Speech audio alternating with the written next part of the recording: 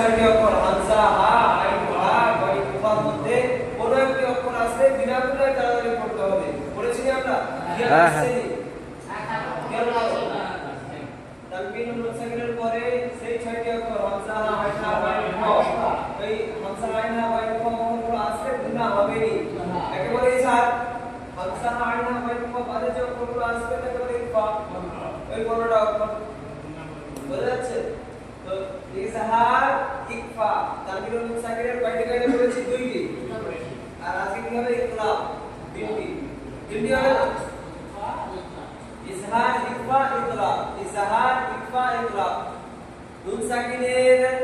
তিনটি কায়দা মিম সাকিনের তিনটি কায়দা নুন সাকিনের তিনটি কায়দা ইজহার ইকফা ইকরাব মিম সাকিনের তিনটি কায়দা ইজহার শাবাবি ইকফা শাবাবি ইকরাব শাবাবি। আচ্ছা ইকরাব আজকে কি পড়ানো হবে ইকরাবের কায়দা